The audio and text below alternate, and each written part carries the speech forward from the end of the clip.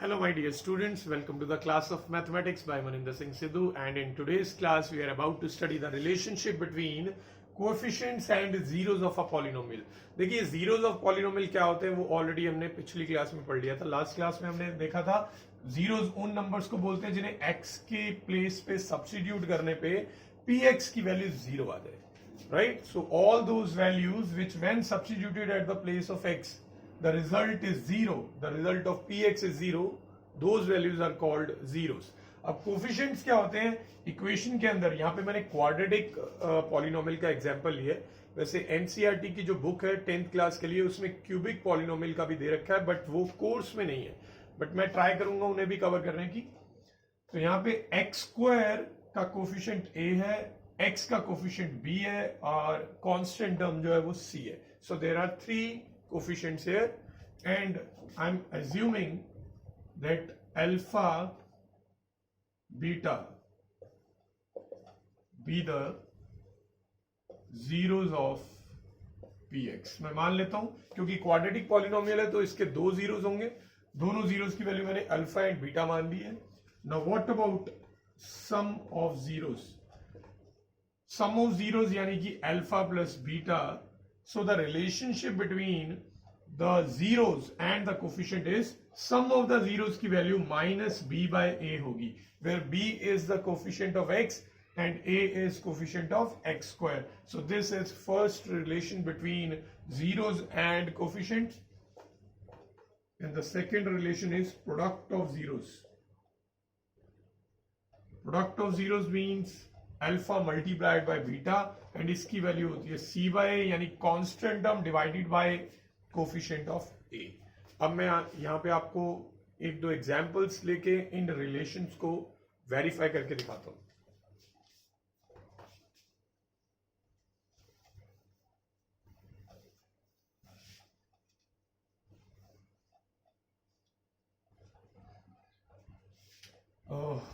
So let us take an example.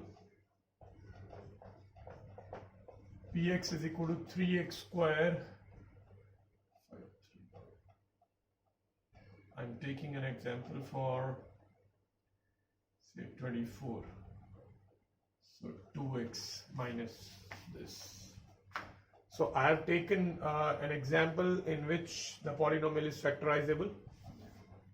Now first of all, to find the zeros we must substitute px is equal to 0.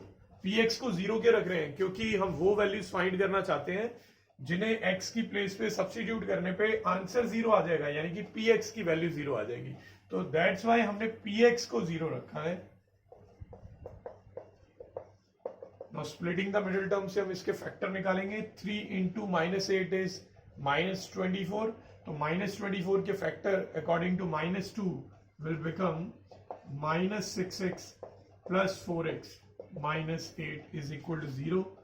Now in first two terms 3x is common, so x minus 2 is left. Here 4 is common and x minus 2 is left. So overall x minus 2 is common and 3x plus 4 will be left.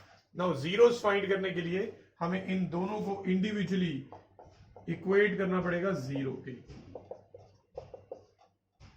यहां से x की value आ जाएगी 2 and यहां से x की value 4 minus 4 बनेगा and 3 जो है वो डिवाइड में चला जाएगा.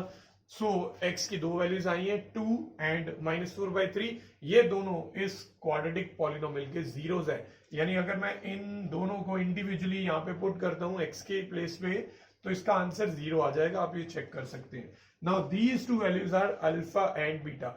आप इट डजंट मैटर आप किसको अल्फा एंड किसको बीटा मान रहे हैं, तो मैं इसको अल्फा मान लेता हूं एंड इसको बीटा मान लेता हूं. राइट. सो नाउ मैं कंसिडर कर रहा हूं दोबारा से px को, which is 3x square minus 2x minus 8. Now we can see कि a की वैल्यू, a हम किसको बोलते हैं, कोफिशिएंट ऑफ x स्क्वायर को. तो x स्क्वायर का कोफिशिएंट यहाँ पे 3 है. b हम बोलते हैं x के कोफिशिएंट को which is minus 2 and c is the constant term which is minus 8. Now sum of zeros का फॉर्मूला आपको बताया गया था minus b by a, right? So it will be minus b by a, right? Minus b by a यही आएगा। तो इसके बाद ये क्या बनने वाला है 2/3, तो इसका रिजल्ट 2/3 आ रहा है। ये सम ऑफ जीरोज है। मैं अब क्या करूंगा, ये मेरे पास दोनों जीरोज हैं, इनको ऐड करके देखूंगा क्या इसका भी सम 2/3 आ रहा है। मैं इनको ऐड करता हूं, 2 में ऐड कर रहा हूं -4/3, तो आपको एलसीएम लेना पड़ेगा। LCM will be 3 and 3 to the 6 minus 4, that will be 2. So 2/3 is the result, and यहां पे भी आंसर 2/3 आ रहा है। तो that means अगर मुझे सम ऑफ जीरोस चाहिए हो इक्वेशन को देख के, तो मुझे जीरोस प्रैक्टिकली पूरे निकालने की जरूरत नहीं है। यहाँ पे जीरोस निकाल के उनको ऐड करके जो सम आ रहा है वो डायरेक्ट इक्वेशन को देख के भी पता चल रहा है। माइनस बी बाय ए अगर मैं यहाँ पे यूज कर लेता हूं, so that mean this is equal to 2 plus -4/3, that means alpha plus beta. तो यानी कि अल्फा प्लस बीटा का भी आंसर 2/3 आ रहा है, एंड माइनस बी बाय ए का आंसर भी 2/3 आ रहा है। तो ये रिलेशन वेरीफाई हो गया। यही हमें वेरीफाई करना था कि कोफिशिएंट्स एंड जीरोस के बीच में जो रिलेशन है वो ट्रू है। ओके ना। Next relation is for product of zeros. Product of zeros का कोफिशिएंट का रिलेशन है c by a। The value of c is -8 and value of a is 3, so -8/3 आ रहा है। क्या इन दोनों जीरोस को मल्टीप्लाई करके भी -8/3 आएगा? डेफिनेटली आएगा। आप देख सकते हैं 2 इंटू -4 करेंगे तो -8 बनेगा एंड डिवाइड में 3 होगा। सो दैट मीन्स इसको मैं 2 इंटू -4/3 के इक्वल लिख सकता हूं, so which is equal to alpha into beta. So product of zeros के लिए जो रिलेशन दिया गया c by a, that is definitely equal to alpha into beta. तो इस तरह से हमने दोनों रिलेशंस को प्रूव कर दिया। So hence it is verified, right? So I'm going to take another example.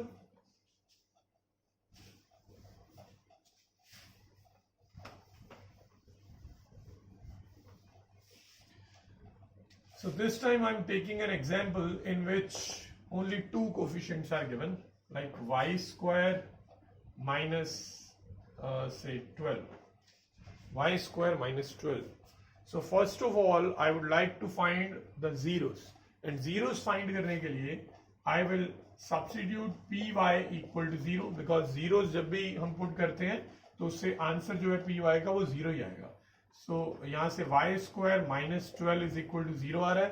12 जो है अगर मैं उस साइड पे ले जाता हूं and then square root find करते हैं, we know that degree of this equation is 2, so that means इसके दो जीरोस आएंगे। अब स्क्वायर जब उधर जाके स्क्वायर रूट बनेगा तो यहाँ पे हमें प्लस माइनस लगाना है, तभी दो जीरोस आएंगे, राइट?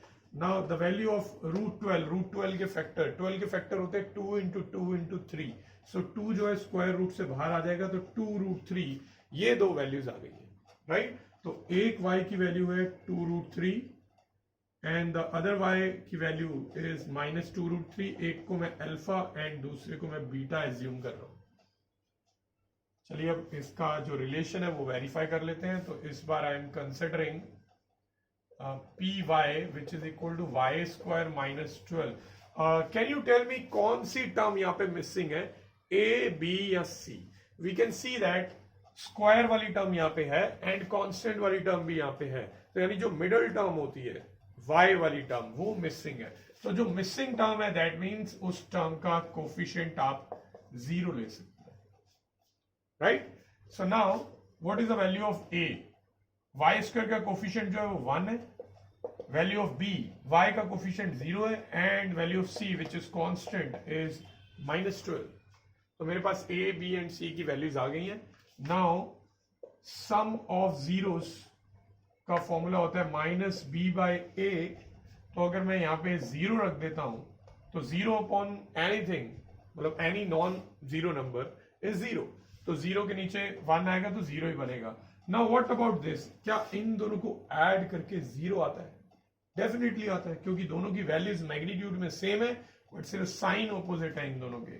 तो ये है अल्फा और ये है बीटा, दोनों को ऐड करके 0 ही बन रहा है। That means minus b by a का जो रिजल्ट है वही रिजल्ट अल्फा प्लस बीटा का भी है। The other relation was product of zeros which is c by a. The c by a, c is minus 12 by a is 1, तो minus 12 आ रहा है रिजल्ट इसका। अब ये बताइए क्या इन दोनों को मल्टीप्लाई करके माइनस 12 आएगा? देखिए 2 इंटू 2 करेंगे तो 4 बनेगा, √3 इंटू √3 विल बी 3, सो 3 4 12 आ रहा है और साथ में नेगेटिव साइन भी है। सो दैट मीन्स ये 2√3 इंटू माइनस 2√3 के इक्वल है, यानी अल्फा इंटू बीटा के इक्वल है। तो यहां पे आप देख रहे हैं सी बाय ए का और अल्फा इंटू बीटा का सेम रिजल्ट आया। सो दैट मीन्स ये रिलेशन जो है हम वेरीफाई कर चुके हैं, तो this relation is absolutely true. तो आप आगे से कभी भी सम ऑफ जीरोस या प्रोडक्ट ऑफ जीरोस की जरूरत हो तो आपको उसके लिए प्रैक्टिकली जीरोस फाइंड करने की जरूरत नहीं है। आपको सिर्फ क्वाड्रेटिक पॉलिनोमियल को देख के ये पहचानना है कि ए, बी एंड सी की वैल्यूज क्या है, और ए, बी एंड सी की वैल्यूज को देख के उनको यूज करके, जैसे सम ऑफ द जीरोस के लिए माइनस बी बाय ए का यूज करेंगे एंड प्रोडक्ट ऑफ जीरोस के लिए सी बाय ए का यूज करेंगे, तो आपको बिना जीरोस की वैल्यू पता लगाए उनके सम एंड प्रोडक्ट की वैल्यूज पता चल जाएंगी। Now next topic is formation of quadratic polynomial. एक क्वाड्रेटिक पॉलिनोमियल कैसे बनाना है, द रिलेशन फॉर दैट मैं डिराइव भी करवाना चाहता हूं आपको।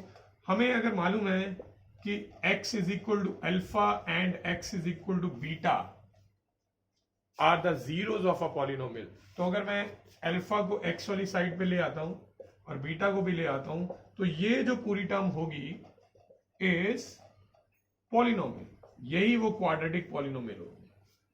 तो अगर मैं इनको मल्टीप्लाई कर देता हूं तो ये बन जाएगा x² minus alpha x minus beta x, then alpha into beta करने पे पॉजिटिव अल्फा बीटा आ जाएगा।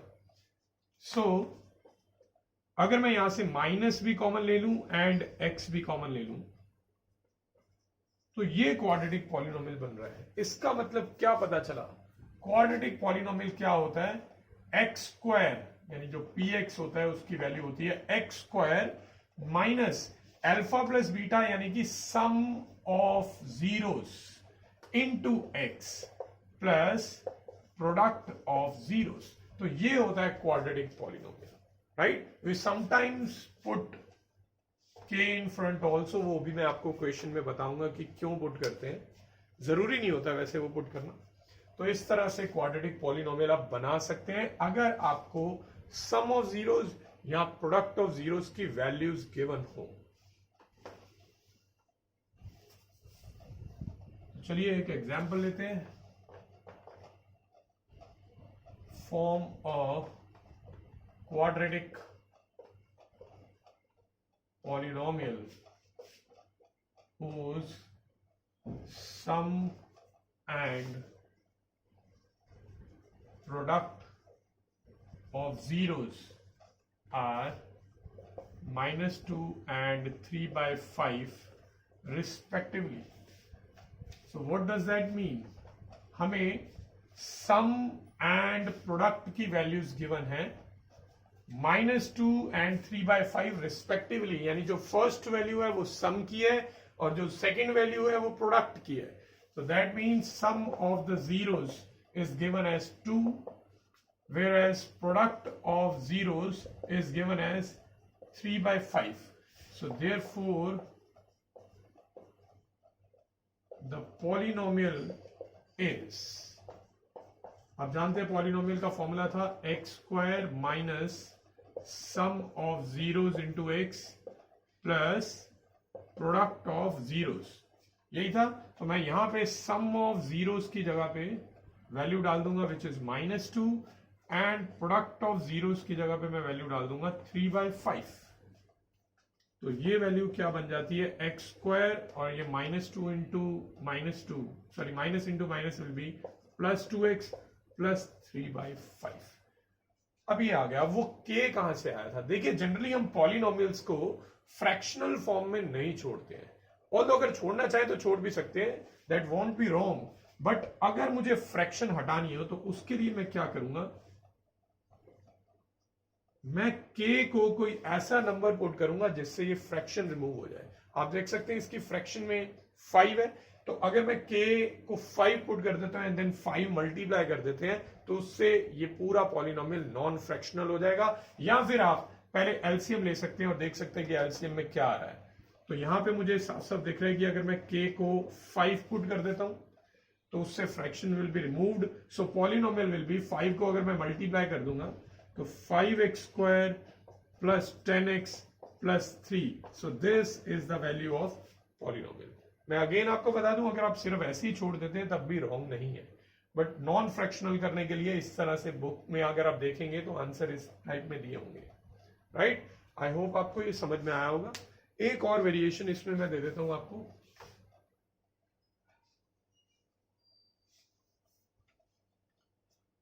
form a quadratic polynomial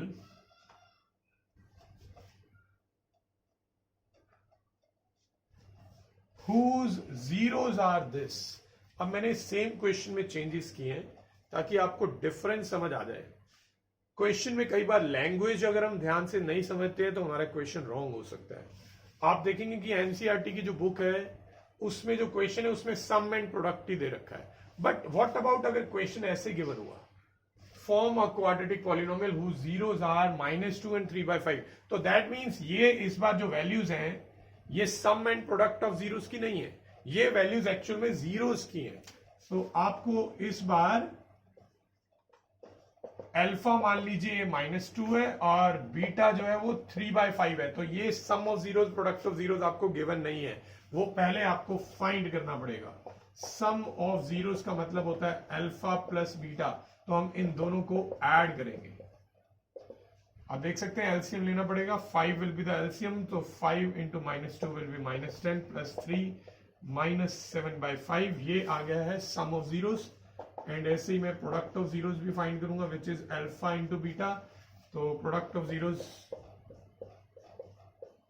is -6/5, so therefore the quadratic